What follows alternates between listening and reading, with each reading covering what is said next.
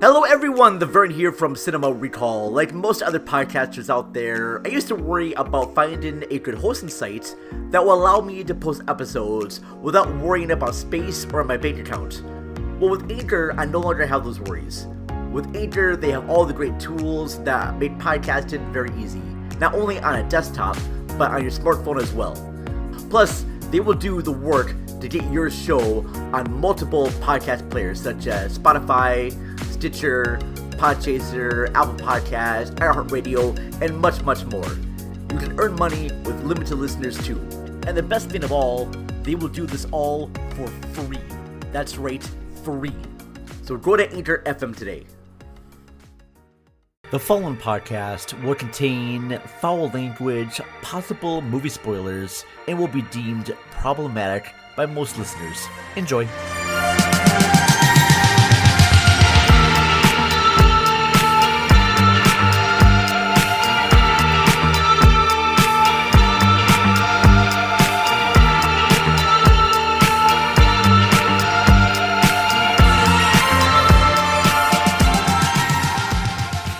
Hello, good morning, good afternoon, good evening to all of you wonderful people out there, and also my wonderful crackheads. If you want to know more about that, go to our Facebook group called Crack Cinema Recall's Awesome Cinematic Club. This is a bonus show where you're just going to hear me for the next several minutes. Now, I'm late to the party on things, because I always am.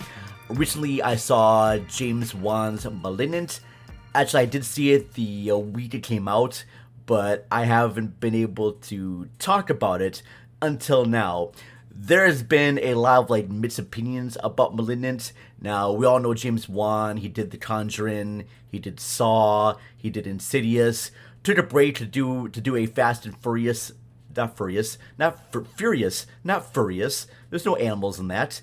He also did Aquaman, and then he came back into horror with this movie *Malignant*, and if you saw it, you either love it or you hate it. I'm in the mind of I love it, but I didn't really love it until that third act kicked in. I wish that third act was much, much sooner. This is totally something I would see on The Last Drive-In with Joe Bob Briggs and Darcy, and I'm getting vibes from Frank Henenlotter's features, especially Brain Damage and Basket Case. Yeah, folks, seriously, Brain Damage is a very close proximity to this. The only way I can describe Brain Damage without spoiling it too much here, but if you remember the last act of *Malignant*, now imagine that, but infused with the brain gremlin from Gremlins 2: The New Batch. That's sort of Brain Damage. Basket Case is another good one too. Basket Case, because I feel like if I look up Basket Case and you'll know right away why it's connected to *Malignant*. I feel bad. I never really spoil anything on these shows, even though this movie's been out for a while. But yeah, look up those two titles right there. First of all, I want to give a quick shout out here, because we have had an amazing season 7 so far of the show. And I gotta get some shout outs out of the way, because we had some wonderful guests to be on our show. And I'm hoping more people will come back on. I'm hoping these people will also be coming back on the show again.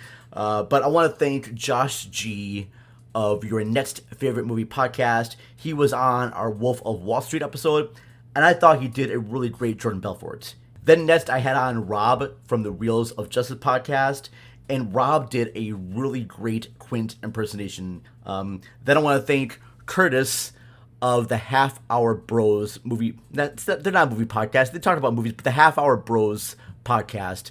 And we did our best Christopher Walken impersonations. Talked about the movie Catch Me If You Can. So thank you very much, Curtis, from the Half Hour Bros podcast. That was a lot of fun hearing that. Oh, and you can hear Curtis on the most recent episode of Let's Chat with Chris Revel. Thank you very much, gentlemen, for talking about me and mentioning that episode on that program. Thank you very much for doing that. That was amazing to hear. I appreciate that very much. Next up, I want to thank my good buddy Jeanette Miller Mickenham. I mean, that woman has been on my show so many times. I should probably make her my like permanent co-host because she's been just really great. And she's also a wonderful Patreon subscriber. But she was on our episode to talk about Legally Blonde, and then we performed the whole court case. And I really thought she did a wonderful Elle Woods impersonation. And then next up we had Kiate. I think I'm pronouncing your name wrong again. I always do that. But I got Kiate from Filmfluence. And our scene was a big fight that Ty and Cher had in the movie Clueless. And I had to put back on my Valley Girl persona. It's the same one I did for Legally Blonde. Kiate put on her American accent and just slayed it with the role of Cher. That was not easy to do, and she pulled it off immensely. So kudos to you on that. And then last but not least, I want to thank Chris Revel from Let's Chat with Chris Revel to do our tribute to the late, great Norm Macdonald. Yes, that was very, very fun.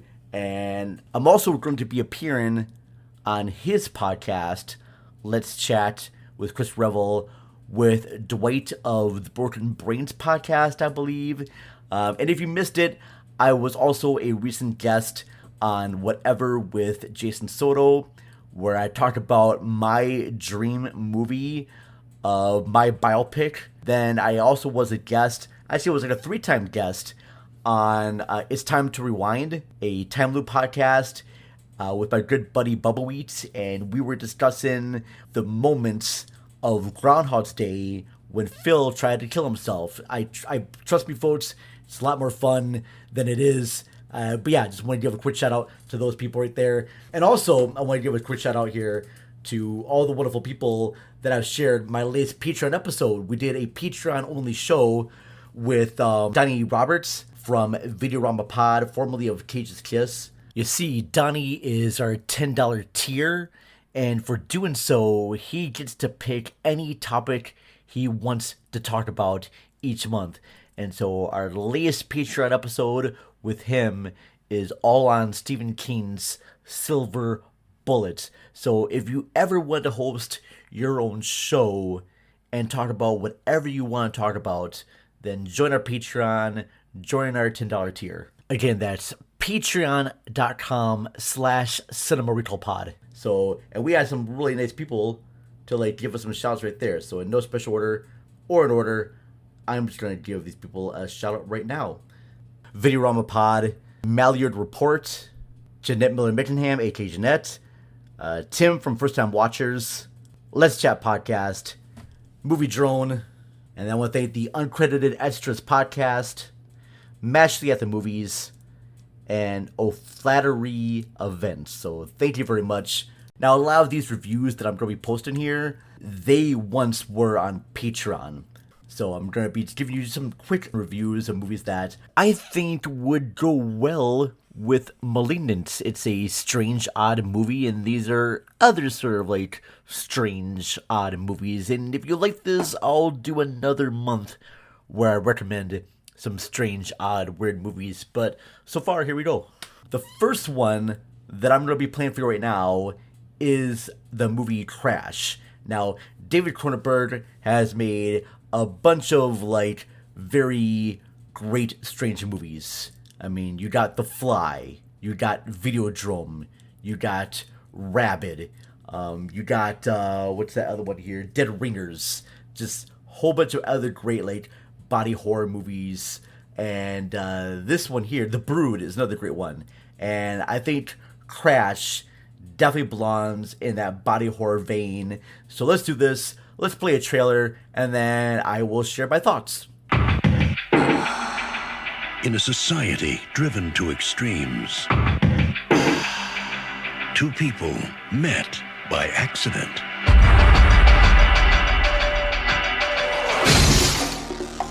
Were you badly hurt? I think we saw each other at the hospital. You haven't told me where we're going. I haven't? James Ballard has been seduced into a secret world. The car crash is a liberation of sexual energy. Where the only way to connect is to crash. That's the future, Ballard. It's something We are all intimately involved in. Why are the police taking this so seriously? They have no idea who we really are. Now, they'll do anything Describe it to me. to feed their obsession. Is there something here that interests you? This interests me. From the provocative bestseller by J.G. Ballard comes a film directed by David Cronenberg. James Spader, Holly Hunter, Elias Koteas, Deborah Kara Unger, and Rosanna Arquette. Crash.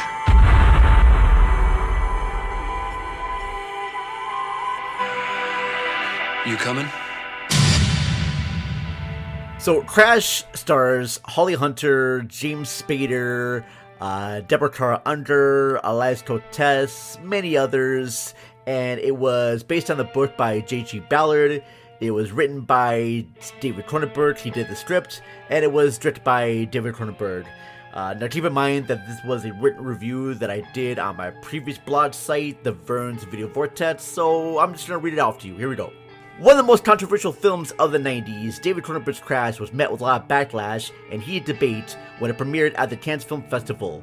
It's based on the 1973 novel by J.G. Ballard, yes, the same guy who wrote Empire of the Sun that was later directed by Steven Spielberg.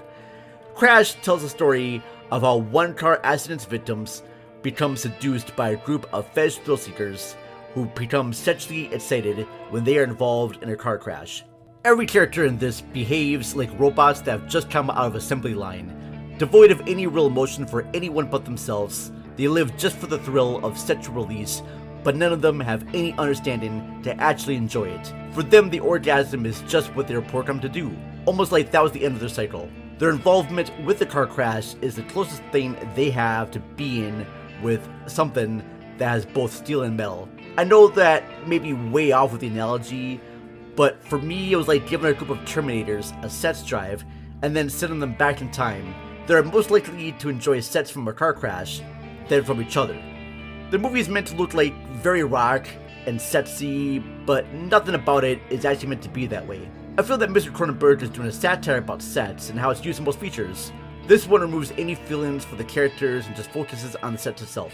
The human body, as described, is nothing more than a series of mechanical parts, just like that of an automobile. When a car collides with another, their bodies merge together. When two people merge together, their bodies collide. It doesn't matter what kind of sex is happening, whether it be hetero or homo, because in the end, it's all just parts. Crash is not something I expect anyone to like. Hell, I don't like it much either. It's very slow and the characters have no real motives, but after reading the book, I do respect it. Cronenberg's adaptation is very close to the source material. The only difference between the book and the movie is that in the book it's Elizabeth Taylor's car crash that they're obsessed with, and in the movie it's Jane Manfield's car crash. I really don't think anyone is going to find the idea of crashing into cars to be attractive, but when you compare it to sets becomes less impressive. So there you go. That was my little quick review of David Cronenberg's Crash that was released in '96. Alright, so speaking about movies that had like weird machinery in them, the other feature that I saw, and this was playing on Arrow Video Player. Trust me folks, Arrow Video Player has been fucking awesome for finding strange and odd cult movies. This station is really great. It's like the Criterion Network of odd, weird movies, and I freaking love it. So there's a movie on there called Jumbo, and the premise of this movie really intrigued me, okay? The premise of Jumbo is it's about this woman, and she's played by, I'm going to do my best pronounced name, Naomi Merlant. You'll recognize her as one of the actresses in the movie The Portrait of a Lady on Fire. But she plays this woman, you know, she's very sheltered, very shy, she lives with her mom, doesn't have much friends, she kind of gets picked on, and then she falls in love with an amusement park ride. To the point where, yes, spoilers, she wants to fuck this amusement park ride. And I went into this with a very open mind, because I don't mind movies with strange premises as long as the execution is great. And this one is just okay. Like, I really wanted this to be a melodrama. I really wanted them to be like overboard with this movie because the premise is just so off the wall.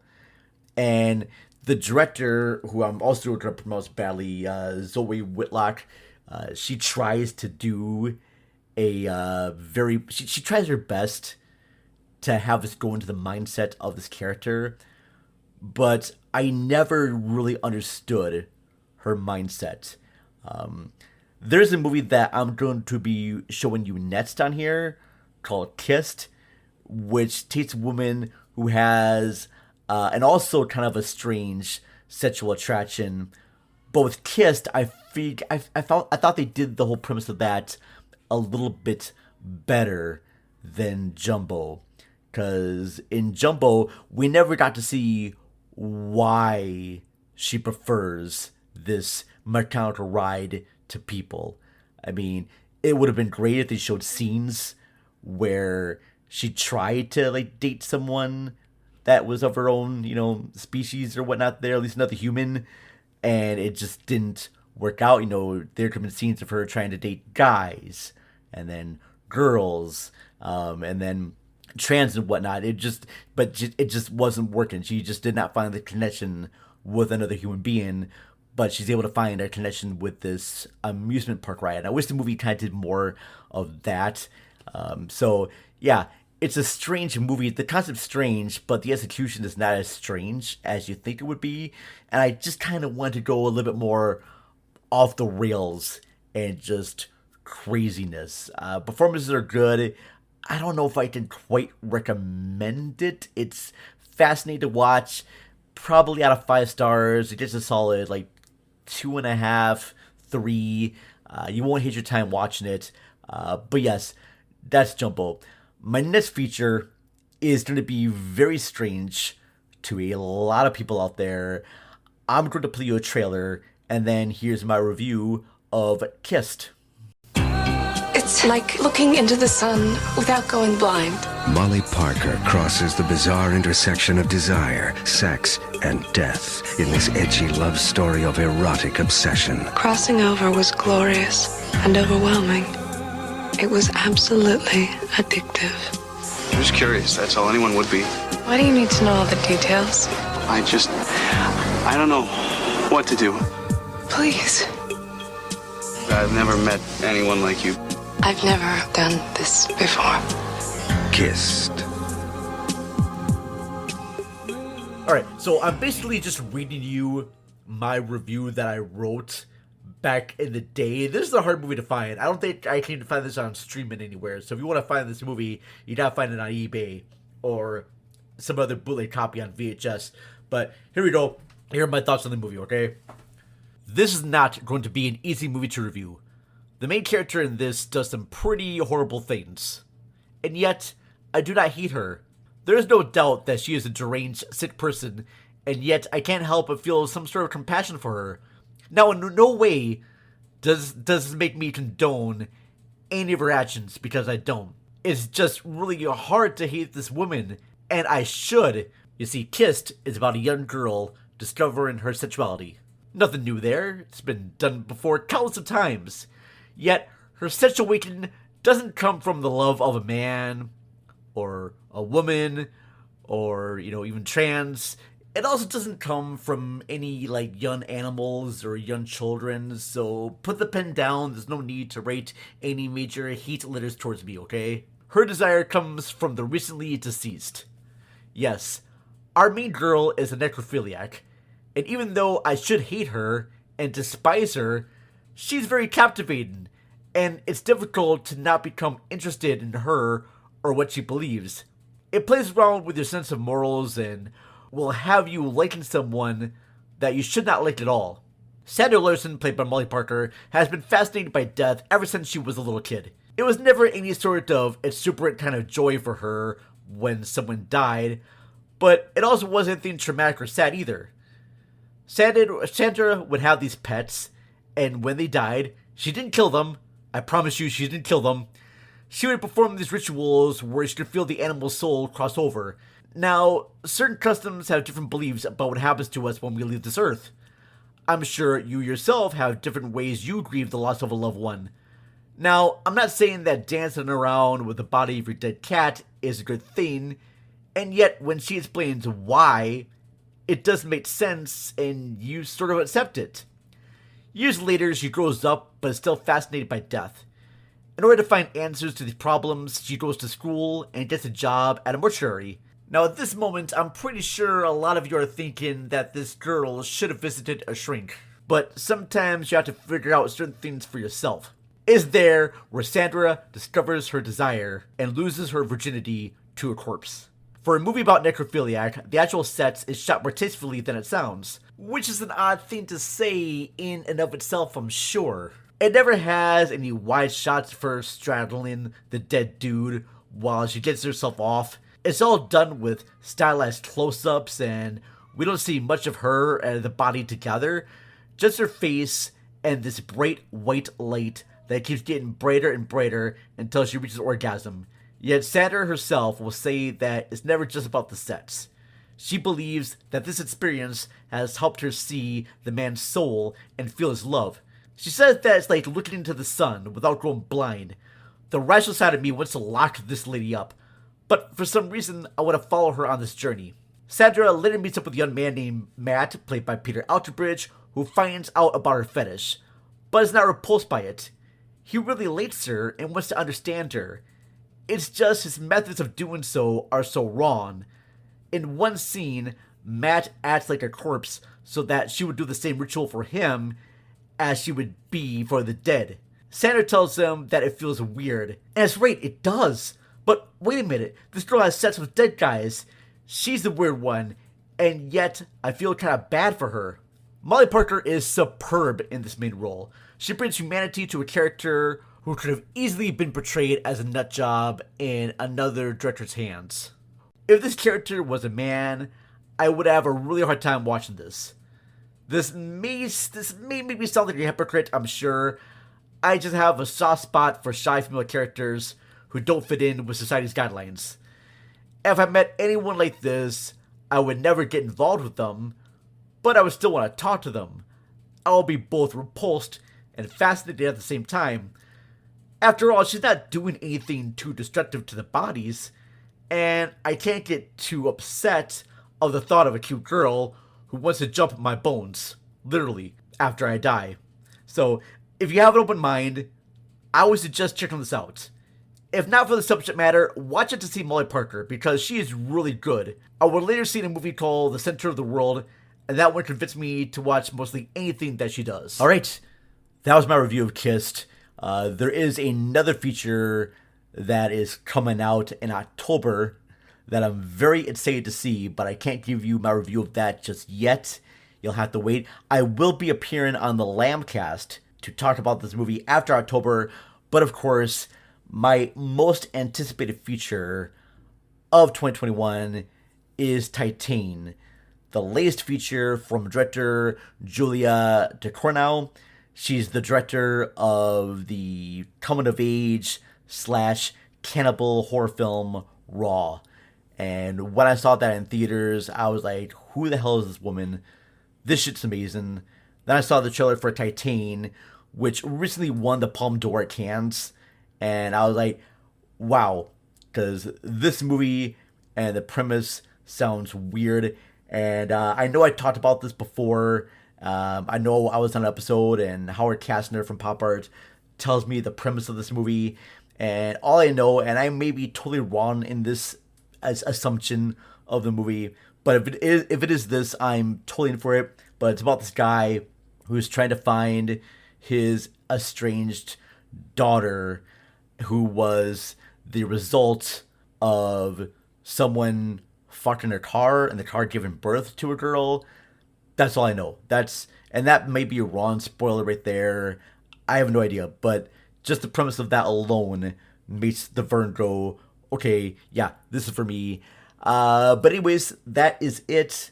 that is going to wrap up my little reviews here of some weird movies you want to see. But anyways, before I do go, I got to give a shout out to our wonderful Patreon subscribers. So in no special order, these folks are amazing and I love you dearly. So I want to thank Matt and Ashley from Mashley at the Movies. Thank you very much. I look forward to your horror movies reviews coming out in October. I want to thank Jeanette Miller-Mittenham from AKA Jeanette, just a wonderful supporter, and I love her dearly. I want to thank Jason Soto from the mentioned Whatever with Jason Soto. Check out Rabbit Hole Podcast. He has a lot of great shows on there, so I want to give him a plug as well. And then I also want to thank Donnie Roberts from Videorama Pod. Thank you so much for talking about Silver Bullet with me for our Patreon episode. That was a lot of fun. And then I want to thank Linda Castro, also from Videorama Pod and Ben Knob and Broomflitz. Thank you so much, Linda. I look forward to being back on the Videorama Pod. It's going to be a lot of fun. And then last but not least, I want to thank Chris Revel from Let's Chat with Chris Revel. I'm going to be appearing with him, and like I said before, Dwight, on the most upcoming episode. Oh, and one more person I totally forgot to thank earlier.